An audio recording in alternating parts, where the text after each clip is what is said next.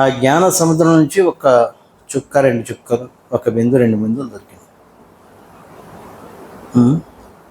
కష్టపడాలి, కష్టపడితే జ్ఞానం ఎవరికి దొరకదు.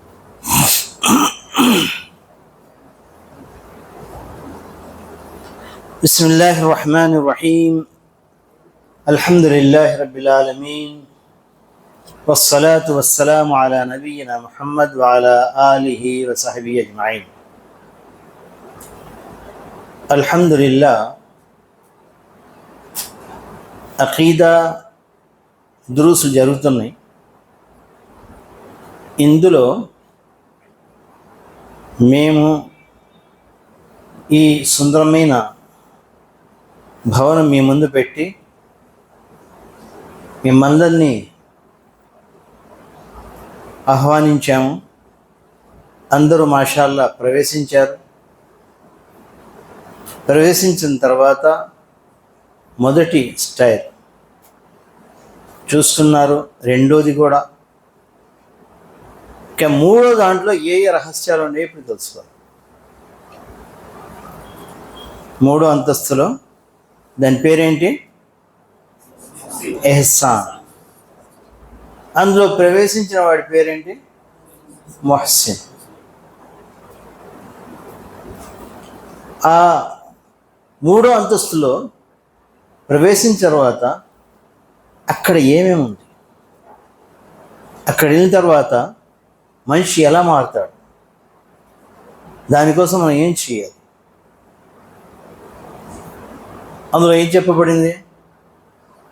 అన్ తఅబుదల్లాహ్ కఅన్నక తరా ఫఇన్ లమ్ తకున్ తరా ఫఇన్నహు యరా. ఈమాన్ పరిపూర్ణమైన తర్వాత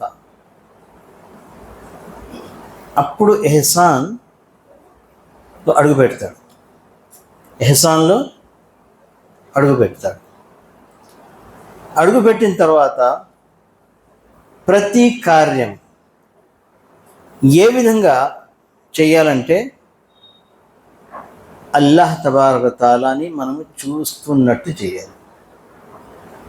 చూస్తూ కాదు, ఎవరు చూడలేము, చూస్తున్నట్టు ఏంటి గ్రహించి, చూస్తున్నట్టు ఆలోచించి ప్రతి కార్యం చేయాలి.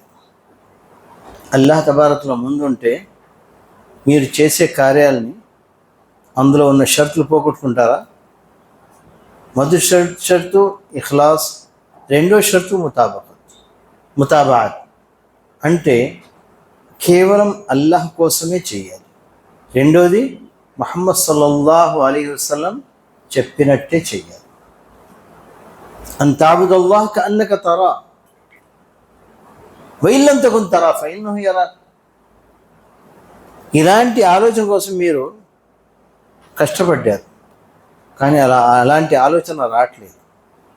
కఅన్నక తరా అన్నాడు అల్లాహ్ తబారక. మీరు చూడలేరు, కానీ చూసినట్టు, ఏంటి చూసినట్టు మీరు మీ ఆరాధన చేసుకోవాలి. అలాంటి ఆలోచన మాకు రాలేదంటే ఇంకా రెండో ఛాన్స్ ఏమి ఇచ్చాడంటే కఅన్నక ఫఇన్ లమ్ తకున్ తరా ఫఇన్నహు యరా. కానీ అతను మమ్మల్ని చూస్తున్నాడని పూర్తి విశ్వాసంతో ప్రతి కార్యము చేయాలి. ఈ స్థాయికి ఎదిగిన తర్వాత ఒక్క హదీస్ సహీ బుఖారీ నుంచి వస్తుంది. అందులో అల్లాహ్ తబారక తఆలా ప్రత్యేకంగా మానవుడిని ఉద్దేశించి చెప్తున్నాడు. దీన్ని హదీస్ కుదుసి అంటారు. ముహమ్మద్ సల్లల్లాహు అలైహి వసల్లం చెప్పిన మాట కాదు ఇది. ఎవరు చెప్పిన మాట? అల్లాహ్ చెప్పిన మాట. కానీ దాని వాక్యాలు ఎవరి? ముహమ్మద్ సల్లల్లాహు అలైహి వసల్లం. అల్లాహ్ ఇలా చెప్తున్నాడు అని ఏదైనా హదీస్ చెప్తే నబీ కరీం సల్లల్లాహు అలైహి వసల్లం దాన్ని ఏమంటారు? హదీసే కుదుసి అంటారు. చాలా వాక్కులు నబీ కరీం సల్లల్లాహు అలైహి వసల్లం అల్లాహ్కే వహీతోనే చెప్తారు. వమా యంతికు అనిల్ హవా ఇన్ హువ ఇల్లా వహ్యున్ యూహా. కానీ నేను చెప్తున్నాను, నేను చేస్తున్నాను, నేను మిమ్మల్ని చూశాను, మీకు సెలవు ఇస్తున్నాను అంటే అది సాధారణమైన హదీస్. కానీ ఒకవేళ అల్లాహ్ ఇలా చెప్తున్నాడు అని చెప్పారనుకోండి, దాన్ని ఏమంటారు? హదీస్ ఖుదుసి, ఖురాన్ లాంటిది. ఖురాన్కి హదీస్ ఖుదుసికి తేడా ఏంటి? హదీస్ ఖుదుసిలో వాక్యాలు, వర్డ్స్ అన్నీ ముహమ్మద్ సల్లల్లాహు అలైహి వసల్లం. ఖురాన్లో వాక్యాలు, వర్డ్స్ అన్నీ అల్లాహ్ తాలా. కానీ ఇందులో అల్లాహ్ తఆలా ఏమంటున్నాడు? నేను చెప్తున్నాను, కానీ ఎవరి నోట చెప్పిస్తున్నాడు? ముహమ్మద్ సల్లల్లాహు అలైహి వసల్లం గారి నోట చెప్పిస్తున్నాడు. ఆ హదీస్లో ఏముందో ఒక్కసారి మీరు ఆలోచించండి, శ్రద్ధ వహించండి. ఇన్షాల్లా మీకు ఏ విధంగా ఆ స్థాయికి వెళ్ళిన తర్వాత ఏ విధమైన మార్పు మాలో రావాలి మీకు తెలుస్తుంది. عن أبي هريرة رضي الله عنه قال قال رسول الله صلى الله عليه وسلم قال الله تعالى من عادى لي وليا فقد آذنته بالحرب وما تقرب إلي عبدي بشيء أحب إلي مما افترضته عليه ولا يزال العبد يتقرب إلي بالنوافل حتى أحبه فإذا أحببته أكون سمعه الذي يسمع به وبصره الذي يبصر به ويده التي يبطش بها ورجله التي يمشي بها وإذا دعاني لأجيبن وإن استعاذني لأعيذن رواه البخاري.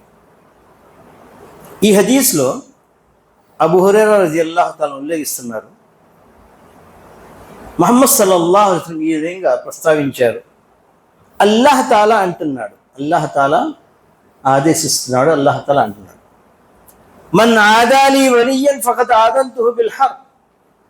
ఎవరైతే ఇహ్సాన్ స్థాయికి ఎదిగారో వారు ఎవరు? నా స్నేహితులు అన్నారు. అల్లాహ్ యొక్క స్నేహం కావాలా వద్దా? ఎవరు వద్దంటారు? నిద్రపోయే వాళ్ళు వద్దంటారు. చూడండి వెనకాల, ముందుకొచ్చండి. గోడ కానుకుంటే నిద్ర వచ్చేస్తుంది. Mann ఆదాలి వలియన్ ఫఖద్ ఆదంతుహు bill herb. కానీ ఒక పెద్ద మాట చెప్పాడు అల్లాహ్ తబారక. ఈ స్థాయికి ఎదిగినోడు ఏమైపోతాడు? నా స్నేహితుడైపోతాడు. ఆ తర్వాత ఏమన్నాడు తెలుసా? మన ఆదాలి వలియన్ ఫఖద్ ఆదంతు. ఇలాంటి నా స్నేహితుణ్ణి ఎవరైనా హాని కలిగిస్తే నేను ప్రకటన చేస్తున్నాను. ఏంది? యుద్ధానికి ప్రకటన చేస్తున్నాను. అలాంటి శత్రువుతో నేను పోటాడతాను, నేనే వాడి మీద దండయాత్ర చేస్తాను. ఇది కావాలా వద్దా మన ముస్లింలకు? ప్రతి చోట బంధించబడుతున్నారు, కొట్టబడుతున్నారు, నరకబడుతున్నారు. ఇలాంటి వాతావరణంలో అల్లాహ్ యొక్క స్నేహం కావాలా వద్దా? ఈ స్థాయి ఎదిగిన తర్వాత నా స్నేహం అయిపోతాడు. ఇలాంటి స్నేహితుడికి ఎవరైనా హాని కలిగిస్తే నేనే యుద్ధం గురించి ప్రకటన చేస్తున్నాను, నేనే వాటితో యుద్ధం చేస్తాను. మనం చేసే అవసరం ఏం లేదు. అల్లాహ్ తబారక తఆలా మన శత్రువులను చూస్తుంటాడు. కానీ ఆ స్థాయికి మేము వెళ్ళామా? ఆ స్థాయికి మేము ఎదిగామా? ఆ స్థాయికి మేము ఎదిగితే ఆ ఫలిస్తీన్ ఈ విధంగా మమ్మల్ని బాధలు పెట్టరు. ఆ స్థాయికి మేము ఎదిగితే మన ఇండియాలో ఎక్కడెక్కడ ముస్లింని ఎలా బెదిరిస్తున్నారు, ఎలా కొడుతున్నారు, ఏం చేస్తున్నారు? ఎందుకు? మనం ఇక్కడే ఉండిపోయాం కింద. ఫమిన్హుం జాలిమున్ లినఫ్సి. లేదా ఏమన్నాడు? ముస్లింలో 3 కేటగిరీ. మొదటి కేటగిరీ జాలిమున్ లినఫ్సి, ఇస్లాం మీద అమలు చేస్తాడు కానీ దౌర్జన్యాలు కూడా చేసుకుంటూ ఉంటాడు. అలా నఫ్సి, అతని మీదే అతను అన్యాయం చేసుకుంటాడు. అంటే ఏ విధంగా ఆ ఇస్లాం మీద, ఆ ఇస్లాంని ఏ విధంగా అనుసరించాలో అలా అనుసరించరు, ఏ విధంగా అమలు చేయాలో అమలు చేయరు. వమిన్హుం ముఖ్తసిదున్, ఈమాన్ స్థాయికి వెళ్తే మధ్యతరం వస్తాడు. కానీ అల్లాహ్ తబారక అది కోరుతున్నాడు. ఎవరికో ఏం కోరుతున్నాడు? ఆ స్థాయికి వెళ్ళిపోండి. ఏ స్థాయికి? ఎహ్సాన్. హమ్ తో మాయల్ బకరమ్ హై కోయి సాయిల్ అని. మేము ఇస్తానికి రెడీ ఉన్నాం, కానీ ఎవరు అది అడిగేవాళ్ళు లేరు. అడగాలంటే ఆ స్థాయికి వెళ్ళి అడగాలి. వమా తఖర్రబ ఇలయ్య అబ్దీ బిషైఇన్ అహబ్బ ఇలయ్య మిమ్మా ఇఫ్తరతు అలైహి. ఈ స్థాయికి వెళ్ళాలంటే ఏం చేయాలి? అల్లాహ్ తబారక తఆలా యొక్క సన్నతిలో చేరిపోవాలి. చేరిపోవాలంటే ఏం చేయాలి? ఏదైతే ఫరాయిజ్ వాజిబాన్ని దాన్ని నెరవేర్చాలి. వాటి నేను ప్రేమిస్తాను, నాకు నచ్చిన మాటలు 5 పూటల నమాజు, జకాతు, ఉపాసాలు, ఈ హజ్ అన్ని. మిమ్మా ఇఫ్తరతు అలైహి. అక్కడే మనం ఆగిపోయాము అనుకోండి, ఇక్కడే మేము ఉండిపోతాం. కాదు, వలా యజాలు అబ్దు యతఖర్రబు ఇలయ్య బిన్నవాఫిల్. ఫరాయిజ్ పూర్తి చేసిన తర్వాత ఇక మీరు తెలుసుకున్నారు కదా, నవాఫిల్, సునన్, ముస్తహబ్బాత్ చేస్తూ మొదలు పెడతారు. ప్రత్యేక హోదా కావాలంటే ఏం చేయాలి? ప్రత్యేక ఆరాధన చేయాలి కదా. ప్రత్యేక ఆరాధన. 5 పూటల నమాజ్ అయిపోయింది, రాత్రి లేచి తహజ్జుద్. సూర్యుడు ఉదయించిన తర్వాత ఇష్రాక్. అలాగే ఉపవాసాల్లో కూడా ఫరజ్ ఉపవాసాలు అయిపోయినాయి. అయినా కానీ సోమవారం ఉపవాసం, గురువారం ఉపవాసం, అదేవిధంగా అయ్యామే బీర్, నెలవంక చూసిన తర్వాత 13, 14, 15 ఆ రోజులు ఉపవాసాలు. నఫిల్ ఉపవాసాలన్నీ చేస్తాడు. వలా యజాలు అబ్దు యతఖర్రబు ఇలయ్య. అప్పుడు అల్లాహ్ తబారక తఆలా సన్నదిలో చేరగలడు. హత్తా ఉహిబ్బ. ఈ విధంగా చేస్తే నేను వాడిని ప్రేమిస్తాను అన్నాడు. స్వయం ఎవరన్నారు? అల్లాహ్ తబారక. సుబ్హానల్లాహ్. ఈ విధంగా ఫరాయిజ్ అన్ని చేసిన తర్వాత నవాఫిల్ కూడా చేస్తుంటే నేనేం చేస్తాను? ఇలాంటి వాడిని నేను ప్రేమిస్తాను. ప్రేమించి ఏం చేస్తాడు? హత్తా ఉహిబ్బ. ఫైదా అహబబ్తుహు అకూను సమహు అల్లదీ యస్మఉ బిహి వబసరుహు అల్లదీ యబ్సరు బిహి వయదుహు అల్లతీ యబ్తుషు బిహా వరియహు అల్లతీ యమ్షీ బిహా. ఒకవేళ నా దాసుని నేను ప్రేమిస్తే ఏం చేస్తాను? నేను అతని కన్ను అయిపోతాను. ఆ కన్నుతో వాడు లోకాన్ని చూస్తాడు. సుబ్హానల్లాహ్. ఎవరు మీ కంటిగా మారిపోతున్నాడు?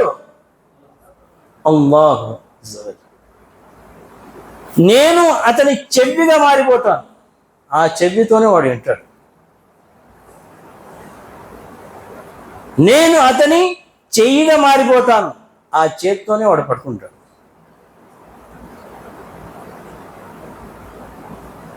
నేను అతని కాలుగా మారిపోతాను. ఆ కాలుతోనే నా దాసుడు నడుస్తాడు. ఎంత బలం వస్తుంది! అల్లాహ్ తబారక తఆలా స్వయంగా మా కన్ను అయిపోవాలి, మా చెవి అయిపోవాలి, మా చెయ్యి అయిపోవాలి, మా కాలు అయిపోవాలంటే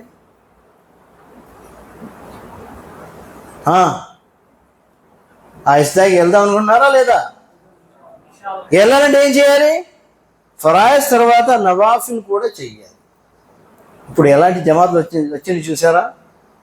ఏమీ లేదండి, లా ఇలాహ ఇల్లల్లాహ్ ముహమ్మదులో పఠిస్తే చాలు ముస్లిం అయిపోతారు. మీరు ఏది చేసినా చెయ్యకపోయినా స్వర్గం ఖాయం. అలాంటి జమాతులు మేము పిలుస్తాం. ఎక్కువగా తెలుగు వాళ్ళు పిలుస్తారు ఇలాంటి వాళ్ళు. ఇంకా ఏం చేసే అవసరం లేదు. టీఎంసీ అని, అది అని, ఇది అని కాదు, కష్టపడాలి. దీనికి అర్థం ఏమిటి? దీనికి సూఫీలు కూడా ఒక అర్థం తీస్తున్నారు. సూఫీలు ఏమన్నారంటే, అతను నా కన్ను అయిపోయాడు, అతను నా చెవి అయిపోయాడు, అతను నేనే ఏంటి నౌజు బిల్లాహి, నేనే అల్లాని ఇక్కడ కూర్చున్నాడు. నేనే అల్లా అయిపోతే ఇంకేముంది? నేను నా ప్రార్థన ఎలా చేస్తాను? ఇక నాకు నమాజ్ చేసే అవసరం లేదు. అది కాదు దీనికి అర్థం, అది కాదు. ఇక్కడ ఈ హదీస్లో నేను జవాబు ఉంది. ఆ తర్వాత అన్నాడు అల్లాహ్ తబారక తఆలా, ఈ స్థాయికి వెళ్ళిపోయిన తర్వాత అతని కన్నుగా, అతని చెవిగా, అతని చెయ్యిగా, అతని కాలుగా మారిపోయిన తర్వాత కూడా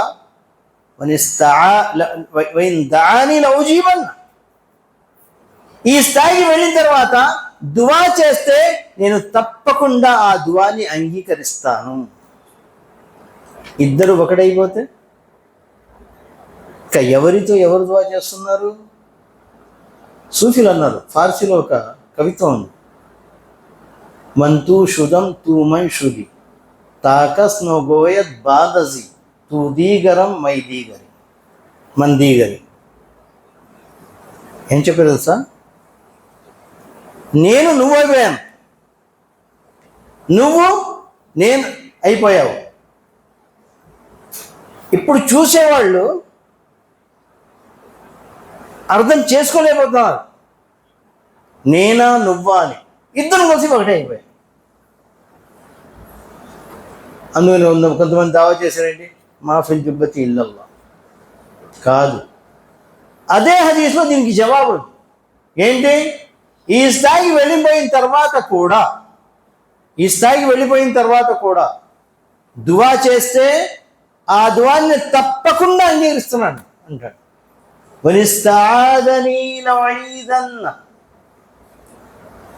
శరణం కోరుకుంటే శరణం తప్పకుండా నేను ఇస్తాను. ఇచ్చేవాడెవడు, పుచ్చుకునేవాడెవడు? వేరే కదా. మరి దీనికి అర్థం ఏంటి? నేను కన్ను అయిపోయాను, నేను చెవి అయిపోయాను, నేను జాగ్రత్తగా వినండి. దీని అర్థం అంటే ఈ స్థాయికి ఎదిగిన తర్వాత ఈ కంటిని అల్లాహ్ తబారక తఆలాకే అప్పు చెప్పేస్తాడు మానవుడు. దాసి, ఓ అల్లాహ్, నీ కన్ను ఇచ్చావు, నువ్వే తీసుకో, నీ ఆధీనంలో ఉంచుకో. దేనినైతే చూస్తాను, నాకు సెలవు ఇచ్చాలో అదే నేను చూస్తాను, ఇంకా వేరే చూడాలి. తెలుస్తుందా? మనం ఫోన్ నొక్కగానే ఏంటేంటో వచ్చేస్తాయి. ఇప్పుడు ఏం చేయాలి? అల్లాహ్ ఇచ్చిన కంటితో అల్లాహ్ తబారక తఆలా దేనికైతే సెలవు ఇచ్చాడో చూస్తాను, అదే చూడాలి. వేరు రస్ చేస్తే కట్ చేసే, వెంటనే కట్ చేసే.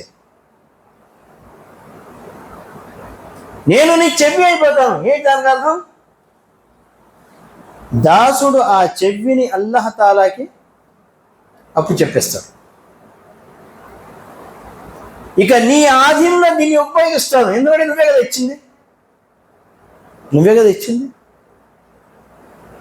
నువ్వు దేన్ని వినమన్నావో దాన్నే వినడానికి, వేరే దాన్ని విను.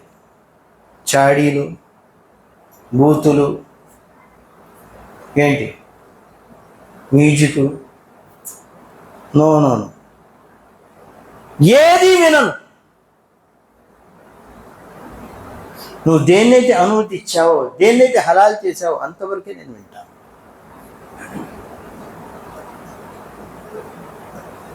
ఎవరెవరు ఉన్నారండి చెవిని కన్నుని అప్పగించే వాళ్ళు అల్లాహ్కి? అందరూ ఇన్షాల్లా అప్పగించే. ఈ స్థాయికి వెళ్ళాలంటే తప్పకుండా ఆ పని చేయాలి. అదేవిధంగా నేను నీ చెయ్యిని అయిపోయాను, దానికి అర్థం ఈ చెయ్యిని నేను అప్పిచ్చేసాను. ఎందుకంటే నువ్వే కదా చెయ్యి ఇచ్చింది. ఇక దీంతో హలాలే పట్టుకుంటావు, హరాం పట్టుకో. ఇది రిష్వత్ అని, వడ్డీ అని, అది అని, ఇది అని, దొంగలు తెచ్చిన సొమ్ము అని పట్టుకో. ఎందుకని ఈ చేయి ఇచ్చినవాడు అర్థం. ఈ చెయ్యి అతను నేను అప్పు చెప్పేశాను, ఇక ఈ చెయ్యితో అదే పని చేస్తాను, ఏ పనికైతే నువ్వు నాకు సెలవు ఇచ్చావు. నీవు నివారించే మళ్ళీ నేను ఆ జోలికి వెళ్ళను, ముట్టుకోను. హరాం ఏదో హలాల్ ఏదో తెలుసుకొని హలాలే తీసుకుంటాను, హరాం జోలికి నేను వెళ్ళాను. అదేవిధంగా నేను నీ కాలనే అయిపోతాను, దాంతో నువ్వు నడుస్తావు. దానికి అర్థం ఏంటి? ఓ అల్లా, నువ్వు ఇచ్చిన కాలు నేను నీకే అప్పు చెప్తున్నాను. నువ్వు ఎక్కడ వెళ్ళమంటే అక్కడే వెళ్తాను, ఎక్కడ వెళ్ళవద్దంటే అక్కడ వెళ్ళను. ఈ ఒప్పందం జరుగుద్ది ఎవరి మధ్యన? దాసుడికిను అల్లాహ్కి మధ్య. ఈ ఒప్పందం జరిగిందంటే అల్లాహ్ యొక్క స్నేహితులు అయిపోయినట్టు. ఇక ఈ లోకంలో ఎవరు ఎదురు ఉండదు, హాయిగా గడుపుకోవచ్చు. వైదా దానిలో ఉజీవన్న, అవసరం వచ్చింది దువా చేస్తాం, దువా చేయగానే అల్లాహ్ తబారకులు అంగీకరిస్తాం.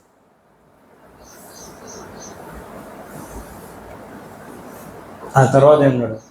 మన సాధని మాకు చాలా అవసరం, శరణు కావాలి. ఈ రోజుల్లో ముస్లింలకు శరణు కావాలి. నువ్వు శరణు కోరుకుంటే వెంటనే శరణు ఇస్తావు.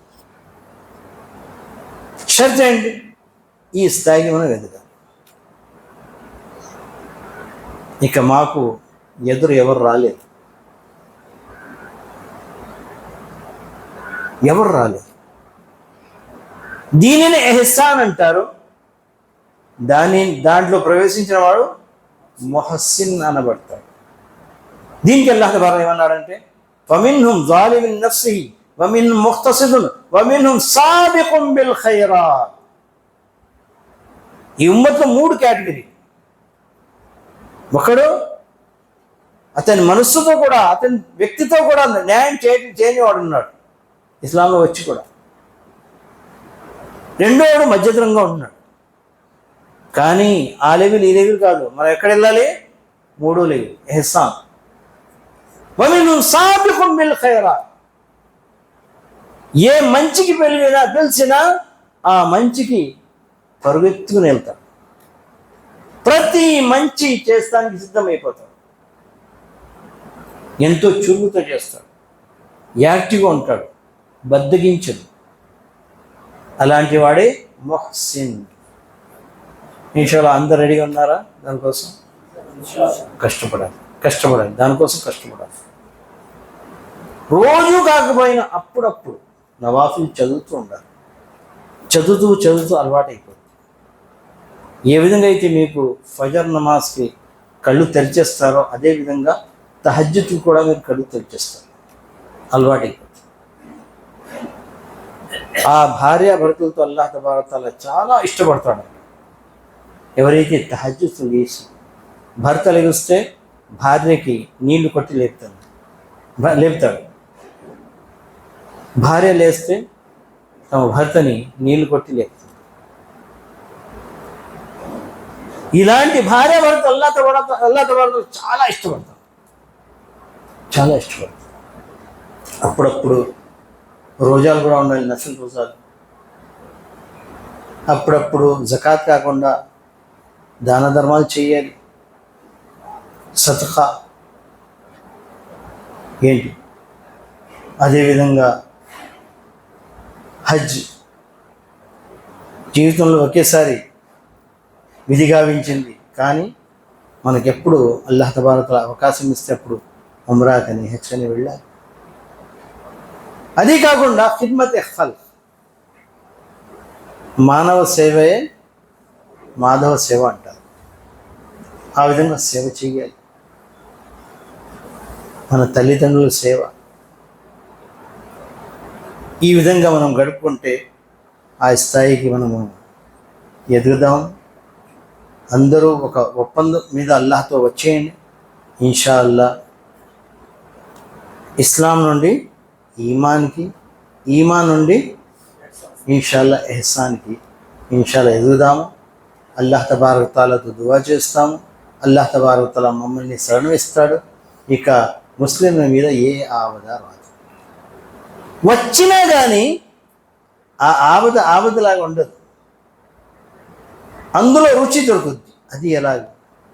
సంపూర్ణమైన ఈమాన్ మనలో ఉంటే, ఎహ్సాన్ స్థాయికి ఎదిగితే, అప్పుడు ఏమవుద్ది? మన జిహాద్లో వెళ్ళిన, పవిత్రమైన జిహాద్లో వెళ్ళి శత్రు నుంచి ఒక బాణం వచ్చి మనకు పొడిచినా, ఒక బంధువుకు వచ్చి మనకు చంపేసినా, అప్పుడు ఏమంటాడు? ఫుస్తు బిరబ్బిల్ కాబా జాన్ ది దీవి ఉసీకి థీ హక్ తో యే హై కి హక్ అదా నా. నేను అల్లాహ్ దారిలో ప్రాణం ఇచ్చేశాను.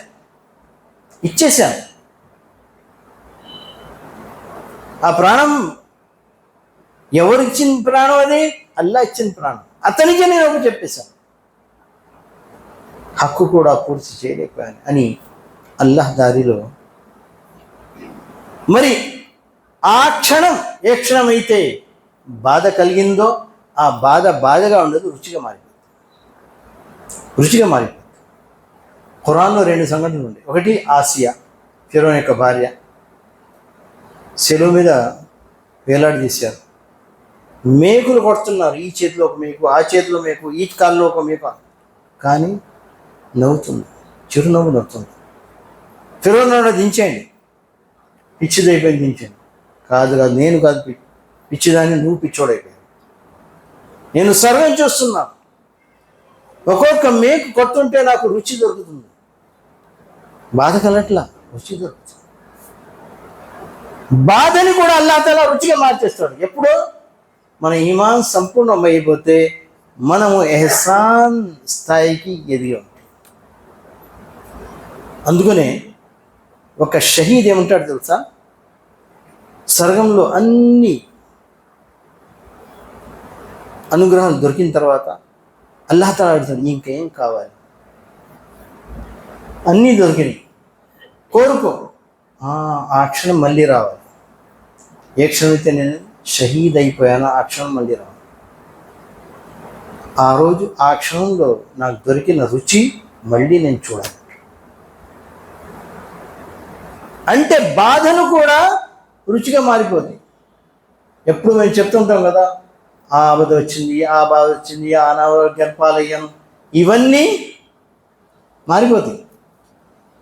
ఇతరులకు బాధగా అనిపిస్తుంది, కానీ సంపూర్ణమైన ఈమాన్ వారు ఆ బాధని బాధగా అనిపించుకోరు, దాన్ని రుచిగా అనుభవిస్తారు.